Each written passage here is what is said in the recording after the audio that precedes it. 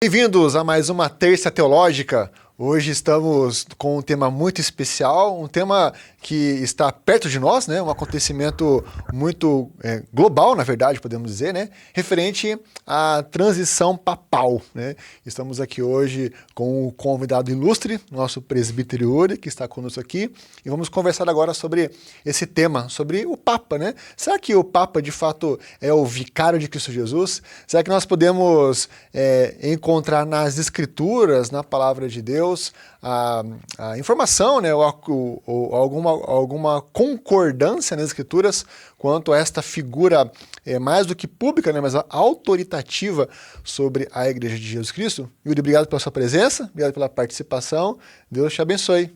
É um prazer estar aqui para a gente conversar sobre um assunto tão atual, né, que envolve até pessoas descrentes que estão preocupadas com esse assunto, cobrindo esse assunto, que acontece, sei lá, durante a nossa vida umas 3 vezes, Sim. que querendo ou não, é a maior igreja do mundo, né? A maior, usando um termo moderno, a maior denominação do mundo, e que tem os seus problemas e a gente vai discutir eles hoje. E é interessante que nesse contexto de substituição papal, tiveram muitas teorias das conspirações, né?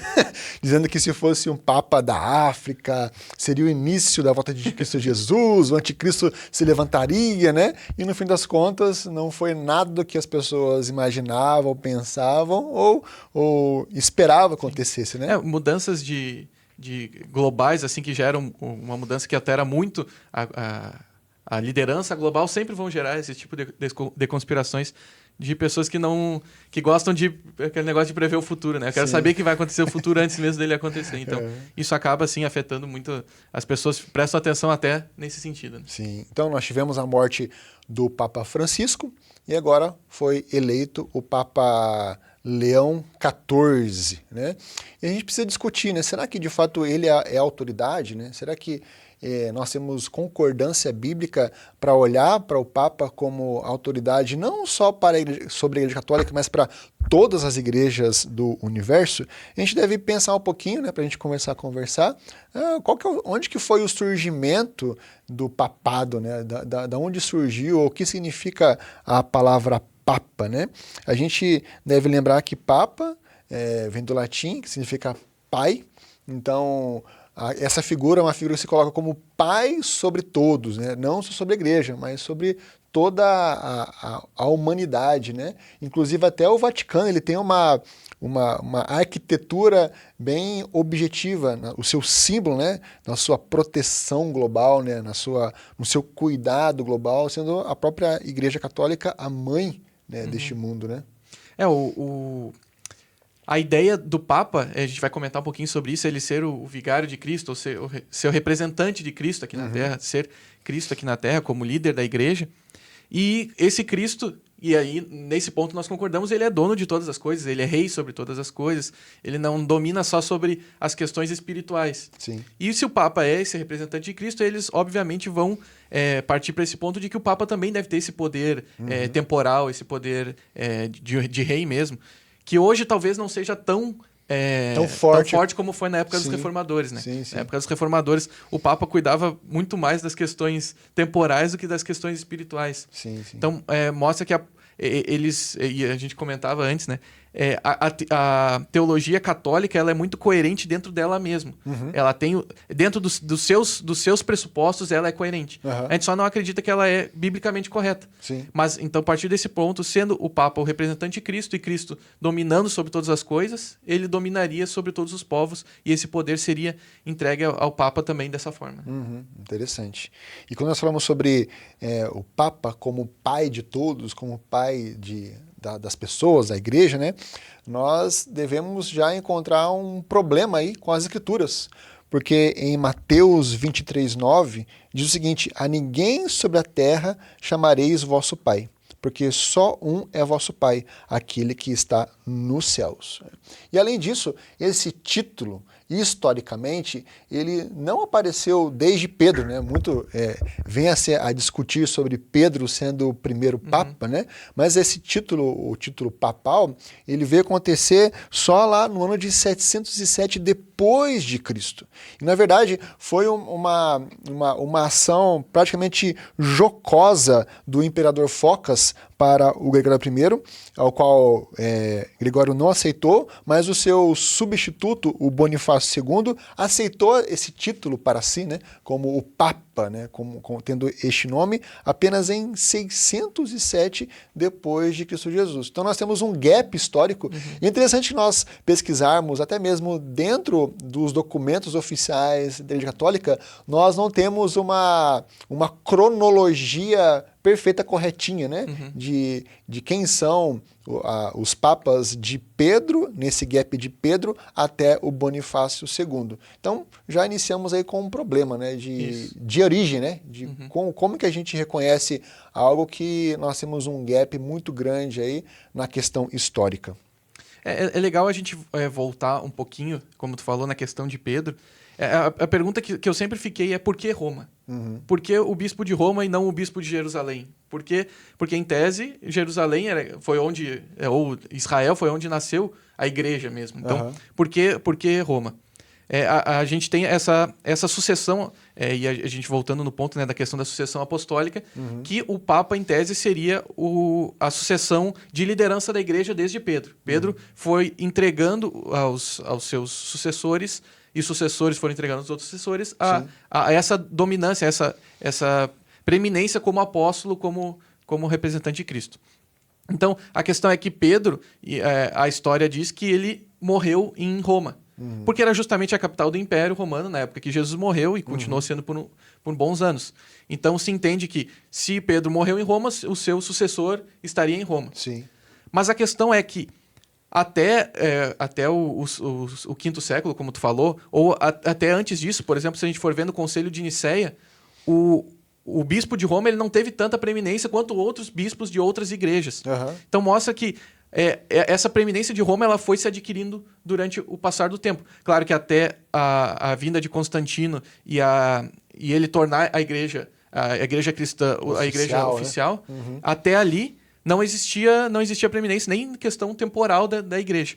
A partir dali que começa a se ter, e aí vai se gerando essa dificuldade de entender o bispo de Roma como principal. Conforme o tempo foi avançando, conforme os outros...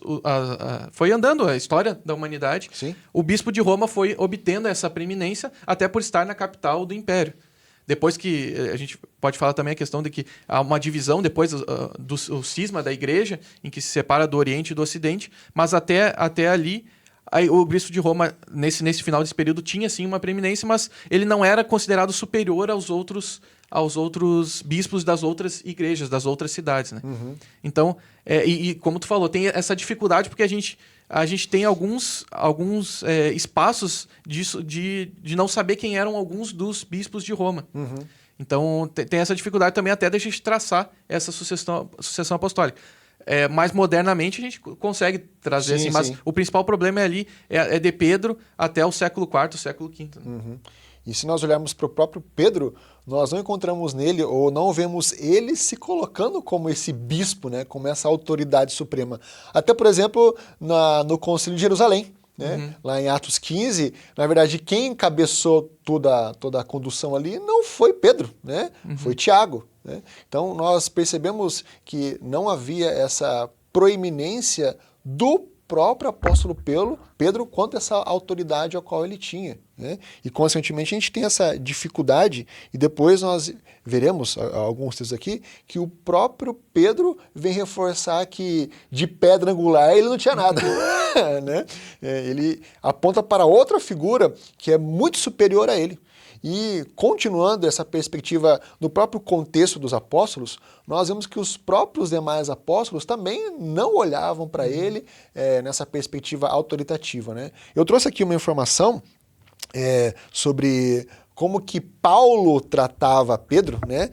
Vamos pegar aqui uma perspectiva de que, ok, Pedro era o substituto, né? Pedro era a pedra angular, Pedro era o início do papado, né? Consequentemente, todos os outros apóstolos concordariam, viriam essa autoridade nele, né? E se sujeitariam a ele, vamos dizer assim, né? A gente vê o seguinte, né? Primeiro, Paulo menciona Pedro mais de uma vez, porém ele nunca menciona com qualquer título especial de honra, tal como o vicário-papa, ou dá qualquer indício de que ele estivesse acima de qualquer outros apóstolos. Segundo, Paulo ensinou que aqueles que se prediam a Pedro ou qualquer outro apóstolo ou pessoa como um grupo distinto eram culpados de cismas, porque Cristo é o cabeça.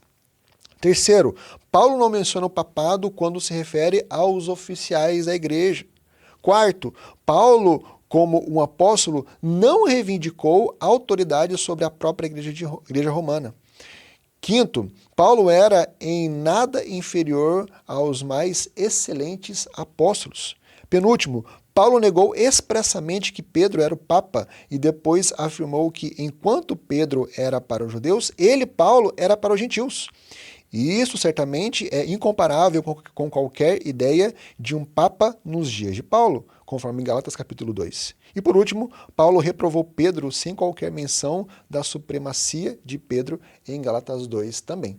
Então nós vemos que no próprio contexto apostólico, né, não havia essa concordância, né, ou esse olhar para Pedro como uma figura autoritativa ou superior aos outros apóstolos.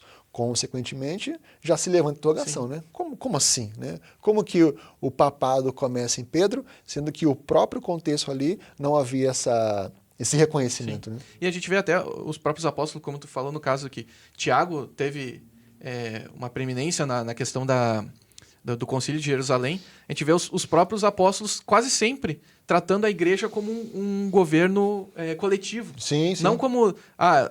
tem que fazer alguma coisa, se reporte àquele irmão, ou aquele é o verdadeiro, é o pastor principal, é o rei da igreja, digamos assim. É sempre um governo coletivo, e a gente vê no próprio concílio os apóstolos decidindo de forma coletiva. A gente não pode deixar de negar que Pedro, sim, teve uma preeminência, mas principalmente porque o Atos dos Apóstolos é como se andasse do lado de Pedro ali no início da igreja. Então, sim. obviamente, ele vai mostrar mais as obras que Pedro estava fazendo. E ele sim tomou a liderança em alguns casos, mas como um líder natural da igreja, ou como alguém que naquele momento precisava agir e agiu. Não tem... Assim como Paulo foi um líder também. Né? Exatamente. Não é porque ele era maior que a história andou com ele, mas sim porque era pela liderança que ele tinha natural. A gente vê no próprio ministério de Cristo ele sendo um líder nato de tomar a frente em algumas coisas. Isso não é problemático para a gente. O texto que a gente tem, que é onde a doutrina católica se baseia, é a questão de Jesus falando que tu és Pedro e sobre essa pedra edificarei a minha igreja. E aí a gente tem a dificuldade de entender. Tá, esse texto está falando então que Pedro é o rei da igreja, ele é que vai ser o vigário de Cristo aqui na Terra. E a gente entende que não, que o texto, apesar de sim a gente entender que que Cristo pode estar dando essa preeminência para Pedro, em nenhum momento ele dá poder para Pedro a mais do que os outros apóstolos. Se a gente for ver na grande comissão, por exemplo, não tem nenhuma hierarquia sendo montada por Cristo ali. Ele manda todos os apóstolos ir pregar o evangelho e batizar em nome do Pai, do Filho e do Espírito Santo. Então a gente vê que essa ideia de Cristo foi sempre dando um andamento coletivo. E claro, nesse caso de Pedro, ali Cristo, além disso, ele estava trabalhando com o nome de Pedro e pedra, essa questão de usar o nome dele para transformar, para trazer aquele ensinamento. E porque Pedro, versículos antes, estava falando sobre que Cristo era o Filho do Deus vivo, ou seja, estava sobre aquela declaração, sobre Pedro falando aquela declaração, é que Cristo fala aquelas coisas. Sim. Que Cristo diz que seria a pedra, né? E também tem a questão de que logo depois, em alguns versículos depois, Pedro já é chamado de pedra de tropeço porque ele disse que Cristo não deveria morrer. Sim. Então, a gente vai falar um pouquinho sobre a infalibilidade papal, mas mostra que se Pedro tivesse todo esse poder e tivesse toda essa perfeição, digamos assim, ele não erraria logo depois, ou não erraria como no caso aqui que a gente viu que em Gálatas 2, que Paulo repreende Pedro por alguma coisa que ele estava fazendo de errado. Sim, sim. Então, a gente vê que o governo da igreja é coletivo. E depois a gente pode comentar também como isso pode afetar, trazer para os nossos lados evangélicos, né? Como a gente não pode querer transformar em papas dentro dos nossos pastores evangélicos também, porque a gente acaba voltando ao mesmo problema. Só trazendo uma citação de como a Igreja Católica ela define esse versículo, principalmente de Mateus 16, né? Ela diz que foi só de Simão, a quem deu o nome de Pedro, que o Senhor fez a pedra da sua igreja. Está dizendo aqui, foi só de Simão, ou seja, só Pedro seria essa pedra da igreja. Confiou-lhe as chaves desta, instituiu pastor de todo o rebanho, mas a tarefa de ligar e desligar que foi dada a Pedro também foi dada aos outros apóstolos. Então, tem esse ponto também que a Igreja Católica ela faz a separação de clero e de leigos. Leigos seriam os crentes normais que não passaram pelo sacramento da ordem, e os clérigos seriam aqueles que passaram pelo sacramento da ordem, ou seja, os padres, bispos e o Papa.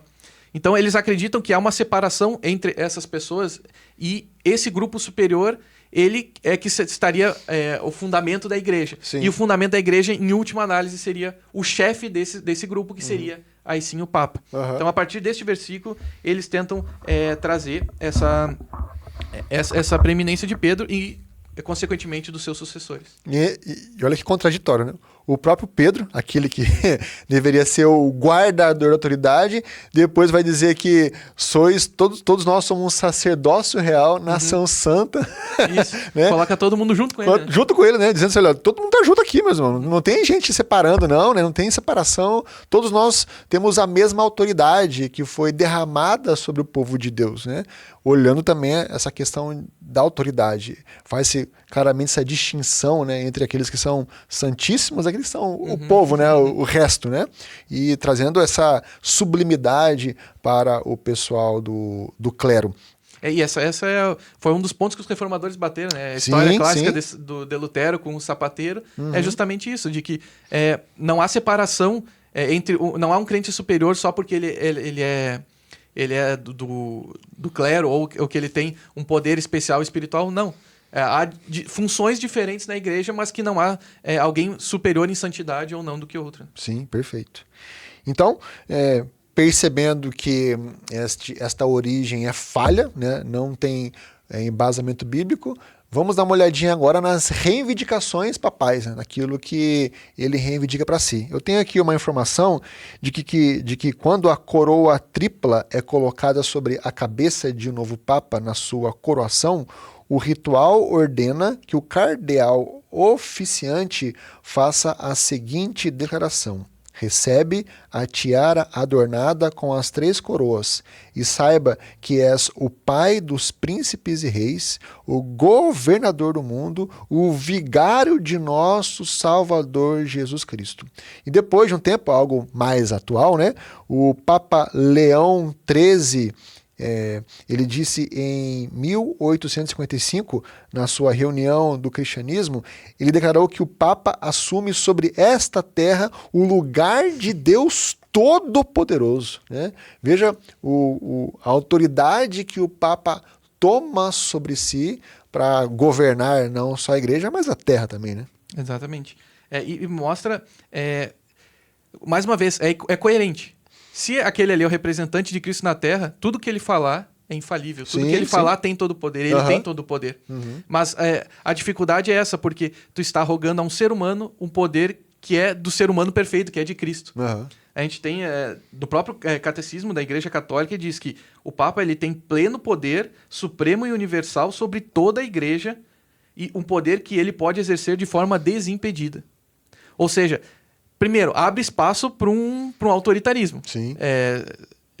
Como é que tu vai confrontar um papa, sendo que ele vai dizer assim, olha, eu tenho todo o poder. Sim. O que eu escrevo, o que eu defino aqui é a verdade, porque faz parte da minha, digamos assim, é a minha característica, é o que eu estou fazendo aqui. Então, como é que tu vai colocar num homem só a esperança de toda uma igreja, a esperança de todos os crentes, né? Também tem outra questão do catecismo. A autoridade suprema e plena sobre a Igreja Universal, mas esse poder não pode ser exercido sem o consentimento do pontífice romano. Aqui eu li, pulei um pouquinho. Todos os bispos, eles compartilham esse poder com o Papa. Mas o Papa, ele tem um poder acima disso. Então, se o Papa concorda com aquilo que os bispos menores falaram, aquilo ali se torna verdade. Então, mais uma vez, ele também é um validador das verdades que são expostas pelos bispos. E aí ele fala, o catecismo também fala sobre os ofícios que o Papa e os bispos desenvolvem. O principal deles seria o ensino, né? E diz que o magistério, que seria esse conjunto do Papa com os bispos, desfruta desse carisma, desse dom, que é a infalibilidade em questões de fé e moral. Então, um Papa ele não erra, segundo a teologia católica, ele não erra moralmente nem em questões de fé.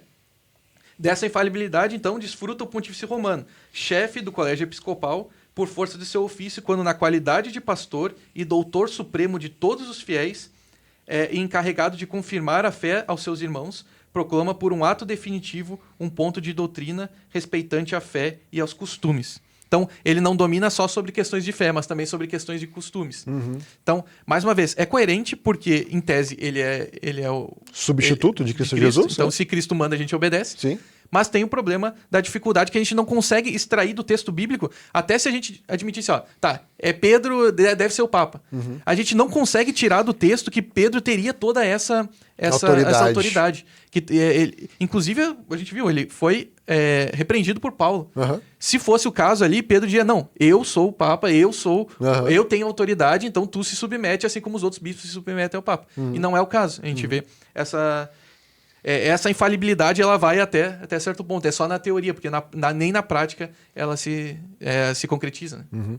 Outra informação aqui, que a coroa tripla que o Papa usa simboliza a sua autoridade no céu, na terra e no inferno, como rei do céu, rei da terra e rei do inferno, pois através de suas absolvições as almas são admitidas ao céu, na terra ele procura exercer poder político além do espiritual, e através de sua jurisdição especial sobre as almas do purgatório e o seu exercício do poder das chaves, ele pode soltar todas as almas que desejar, livrando-as de maiores sofrimentos.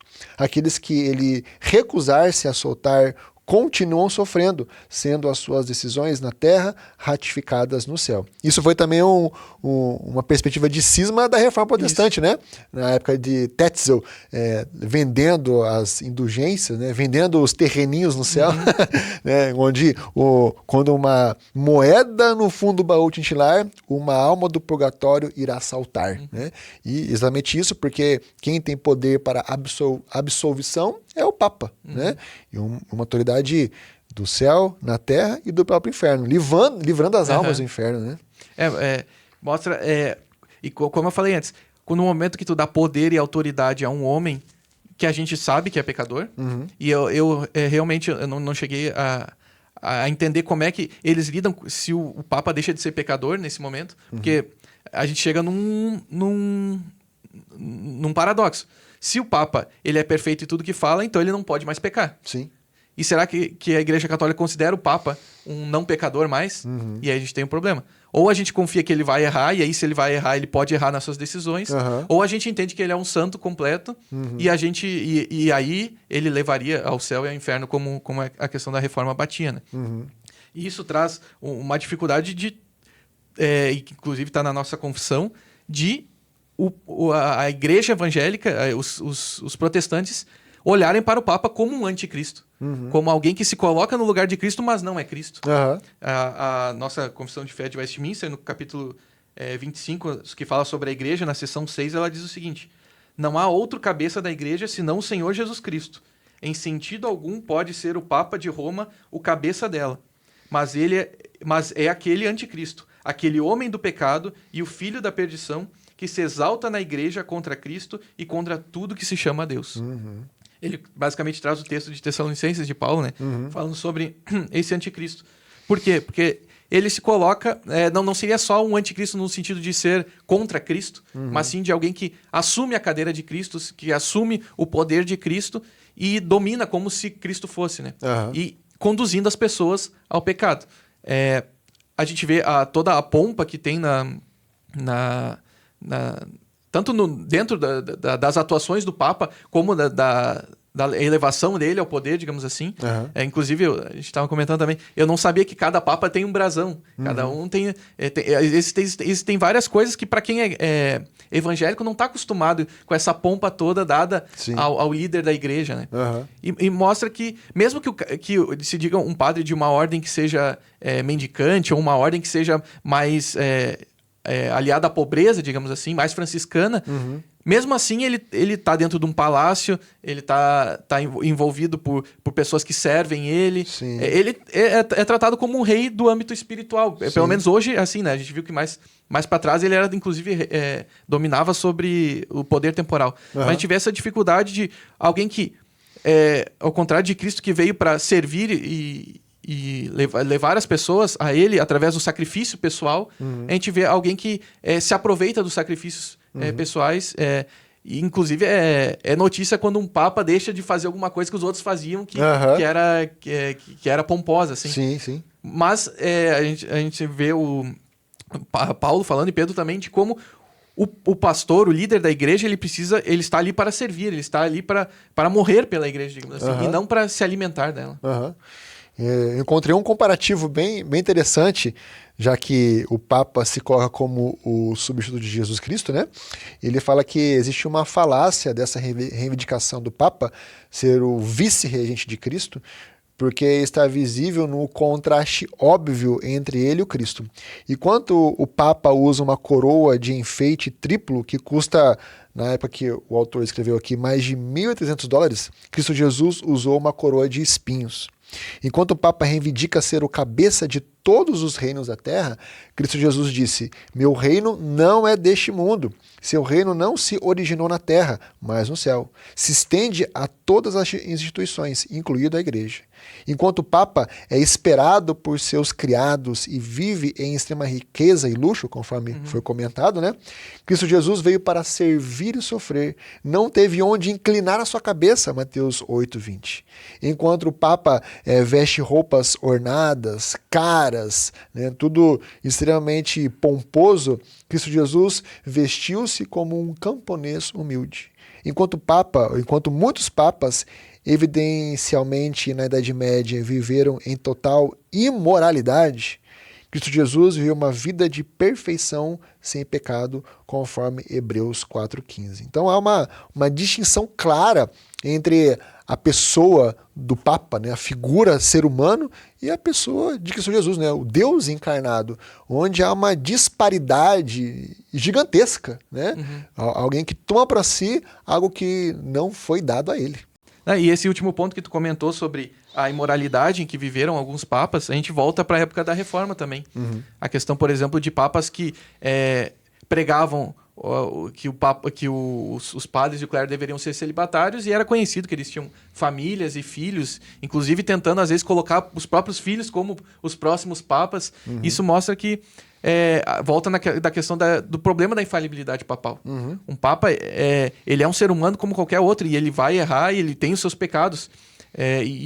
A gente vê vários momentos da história, inclusive quando houve a cisma do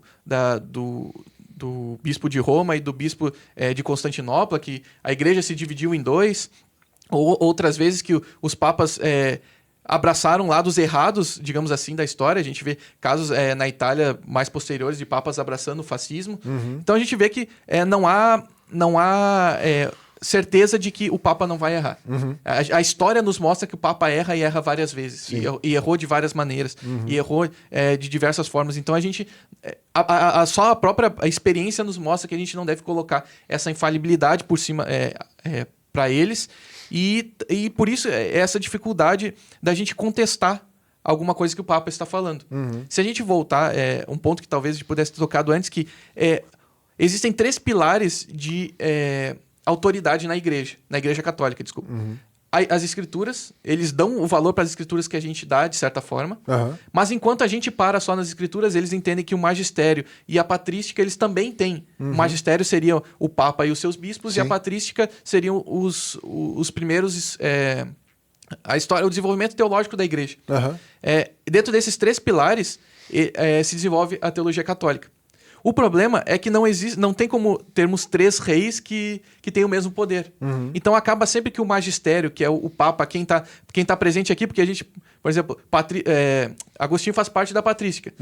Agostinho não tem como se defender se alguém rebater o que ele está falando. Sim, sim. E a escritura a gente entende, claro, que ela foi enviada por Deus, mas na prática ela é um livro. É um livro. Então, quem é que vai ter poder? Que é o poder atual, o poder do magistério, o poder do Papa. Então, acaba que esse poder, ele sempre vai se sobrepor sobre os outros dois. Sim. Então, é o Papa que interpreta corretamente tanto a escritura quanto a patrística. E por isso que doutrinas como a do purgatório, como a da ascensão imaculada de Maria, foram simplesmente promulgadas por papas, que eles podem até ter seus rastros em alguns escritos antigos, mas não autoritativos como a escritura. Sim. E a partir disso eles dizem, isso aqui é verdade, e a Igreja Católica ela deve assumir, sendo coerente com a sua doutrina, ela deve assumir que aquilo é verdade. Então a gente vê problemas teológicos, problemas morais e problemas práticos dos papas que acabam tirando essa nossa visão de infalibilidade dos líderes da Igreja. Um detalhe importante é que a contra-reforma foi necessária justamente para evidenciar essa autoridade ou acrescentar livros nas escrituras para evidenciar as doutrinas, né? Isso. Porque até a Reforma Protestante nós não tínhamos esses acréscimos de livros, né? E no Concílio de Trento é que nós temos essa adaptação justamente para conseguir corroborar as doutrinas que a Reforma Protestante veio contestar, né? E diante disso, vamos ver alguns versículos bíblicos, né, que mostram essa discrepância teológica. E veja, como o Yuri falou, há uma fundamentação teológica nas escrituras para a teologia formada, né? Então a autoridade suprema e absoluta está na palavra de Deus, né?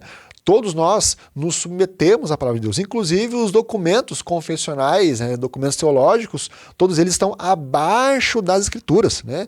A autoridade suprema e contínua, eterna, é apenas a palavra de Deus, né? Em 1 Timóteo 2,5 diz: porquanto há um só Deus e um só mediador entre Deus e homens, Cristo Jesus, homens.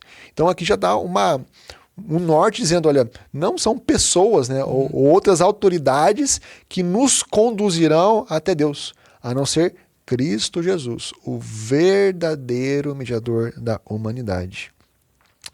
Outro falando sobre essa questão de autoridade, né, Efésios 1, 21, 23 diz o seguinte: e pôs todas as coisas debaixo dos pés, e para ser o cabeça sobre todas as coisas, o deu à igreja, a qual é o seu corpo, a plenitude daquele que a tudo enche em todas as coisas. Ou seja, quem é o cabeça, né, quem continua sendo o cabeça da igreja, não é uma figura pessoal, uma figura humana, né, mas Cristo Jesus, o Senhor. Inclusive em Efésios 2:20 diz: edificado sobre o fundamento dos apóstolos e profetas, sendo ele mesmo Cristo a pedra angular. Olha a primeira deixa, né? Aqui do apóstolo Paulo, né? Não reconhecendo que a pedra era Pedro, mas Cristo Jesus. Mas, por consequência disso, nós temos Pedro falando sobre isso. Em 1 Pedro 2,4, que diz assim: chegando-vos para ele a pedra que vive, rejeitada assim pelos homens, mas para com Deus eleita e preciosa. E a gente poderia pensar assim, mas aqui pode ser Pedro, né? Mas o texto continua no versículo 6, dizendo o seguinte: por isso está na Escritura. Isso é uma referência de Isaías 28:16. Eis que ponho em Sião uma pedra angular, eleita e preciosa, e quem nela crer não será de modo algum envergonhado. Então veja que o próprio Pedro vem destacar o princípio de que a pedra não é ele. A pedra é Cristo Jesus, né? Ele não assume em nenhum momento nas suas epístolas que ele é a pedra, que ele é essa figura especial, né? Superior sobre todos, mas sempre apontando para Cristo Jesus. E depois, João 14:26, o próprio Cristo Jesus vai dizer: mas o Consolador, o Espírito Santo, a quem o Pai enviará em meu nome, esse vos ensinará todas as coisas e vos fará lembrar tudo o que vos tenho dito. Por isso que o próprio Cristo Jesus, ele vai afirmar quem é aquele que vai substituí-lo. É o né? vigário de Cristo. Aqui é o vigário de Cristo, né? Que é o Espírito Santo nosso Deus. Aquele que habita no meio da igreja. Não é uma pessoa, não é uma igreja, mas é o Espírito do nosso Senhor. E com Só um Sim. ponto que inclusive eu trouxe esse livro para isso, foi um livro que a gente estudou na EBD alguns anos atrás, que é a Teologia e Prática da Igreja Católica Romana, do Greg Allison, que ele é um livro que é muito interessante, ele não é tão fácil de ler, mas ele é interessante porque ele apresenta toda a doutrina católica e depois faz uma avaliação evangélica desses pontos. E uma das coisas que ele... o nome foi ele que deu, mas isso existe na teologia católica, que são digamos assim, duas verdades que eles assumem como máximo, que é a interdependência, natureza e graça, e a interconexão Cristo e Igreja. Interdependência, natureza e graça quer dizer que tudo que acontece... eu estou simplificando muito, tá? Mas tudo que acontece no mundo da graça precisa se manifestar no mundo da natureza. Ou seja, tudo que acontece no mundo espiritual precisa se manifestar no mundo físico. Por isso que Cristo, ele não pode estar espiritualmente presente na ceia, ele precisa estar fisicamente. Porque uma verdade espiritual precisa se manifestar numa verdade física. E a interconexão Cristo e Igreja quer dizer aquilo que Cristo, a igreja é uma extensão de Cristo. Tudo que Cristo fez, a igreja é. Tudo que Cristo fez, a igreja faz. Tudo que Cristo é, a igreja é. Até por isso o Papa seria o representante. E essa interdependência, natureza e graça, por isso que os católicos têm essa dificuldade de assumir que o Espírito Santo é o vigário de Cristo. Porque o Espírito Santo, ele é espírito, ele não tem corpo, ele não se manifesta fisicamente entre nós. E isso se desenvolve durante toda a teologia católica. Então, por isso, essa dificuldade de entender que pode ter o vigário de Cristo espiritualmente aqui, e não fisicamente. Para eles, ele precisa se manifestar fisicamente. E isso se manifesta nessa interconexão Cristo e Igreja, que é a igreja sendo essa extensão de Cristo na Terra. Legal, legal. Agora, ao mesmo tempo, como foi dito no começo, né? A igreja evangélica, ela corre o risco de assumir essa figura também no nosso meio, né? De ter pastores ou bispos ou apóstolos, pai-apóstolos como uma autoridade suprema, né? O intocável, o inquestionável no corpo de Cristo. Isso é um grande perigo. Sim. Né? Como tu falou, a gente, como protestantes e evangélicos, a gente coloca a nossa autoridade máxima na Escritura. Quer dizer, a gente nem coloca, né? Isso foi dado para nós pelo próprio Deus. Então a gente tem a palavra de Deus como a autoridade máxima. E tudo precisa estar de acordo com ela. Então, se um pastor, ou um bispo, ou um presbítero que seja, desenvolve alguma teologia, algum conceito, aplica algum costume que seja antibíblico, que esteja contra a Bíblia, ou que extrapole ela para que se possa alcançar o céu, digamos assim, a gente já tem um problema de autoridade. Sim. Então a gente está colocando a autoridade de outra pessoa acima da nossa. E a gente vê isso, infelizmente, muito nas igrejas evangélicas hoje em dia. A gente vê pastores e bispos e líderes que se arrogam poderes que eles não têm. E quase sempre isso acaba gerando dominação sobre o povo. Quase sempre acaba gerando sofrimento no povo. Todas as vezes que a palavra de Deus é negligenciada, o povo sofre com isso. Seja espiritualmente, seja, às vezes, até na estrutura da igreja.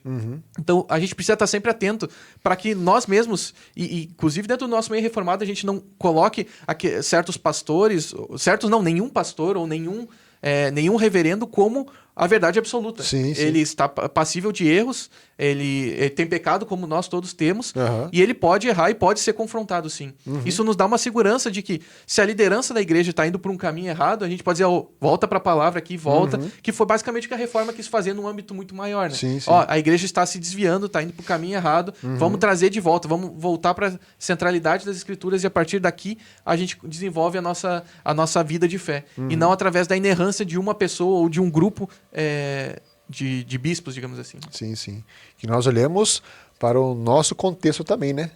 Ao invés de só ficar apontando o problema do outro, que cuidemos das nossas vidas, das nossas igrejas, e que nos submetamos de forma completa à autoridade das Escrituras. Né? E que Deus nos guarde, Deus nos livre daquilo que nós podemos cair também. Né? Nós somos falhos e podemos querer dominar a igreja visível de Cristo Jesus. mas ao mesmo tempo temos consciência de que aquele que fizer algo contrário à sua verdade, aquele que acrescentar ou diminuir algo das Escrituras, Apocalipse 22 vai dizer que eles receberão os flagelos ou os ais da sua verdade. Então que Deus nos livre e que possamos, com a autoridade vinda de Deus a partir das Escrituras, pregar a verdade para todo aquele que ainda está perdido em seus pecados. Exato. E uma coisa que eu nunca tinha feito, e estudando aqui, eu comecei a perceber. Eu nunca orei, por exemplo, para que um Papa se convertesse de verdade. Imagina que mudança ia ser para o cristianismo mundial se o Papa realmente admitisse, nós erramos aqui, nós não estamos sendo a igreja verdadeira. Então que a gente olhe também pelos aqueles que estão perdidos tanto dentro da igreja católica com essa doutrina, tanto também dentro da igreja evangélica, principalmente as igrejas apostólicas, digamos assim, para que a gente olhe para que esses irmãos se convertam e mudem. Esses irmãos não. Para que eles sejam irmãos e se convertam e mudem para a religião verdadeira. Né? E um ponto também interessante da gente tocar é que a gente não acredita que isso jogue todas as pessoas que estão dentro dessas igrejas no inferno. A doutrina está errada, a igreja não é uma igreja verdadeira, mas a gente vê, inclusive na prática, a gente vê vários casos de Deus tirando pessoas de lá de dentro. Sim. A salvação foi alcançada lá, mas ele tira de lá e coloca numa igreja saudável, numa igreja verdadeira. Sim. Isso é importante também para que a gente ore para que Deus desenvolva cada vez mais isso, né? Para que se mostre os verdadeiros crentes e eles possam cumprir a palavra de Deus da maneira correta. Amém, amém. Que Deus nos abençoe, né? Que Deus nos ajude conhecendo a sua verdade e nos livrando da enganação. Ok? Obrigado pela sua presença. Obrigado por fazer parte conosco da nossa terça teológica. Deus o abençoe e até a próxima.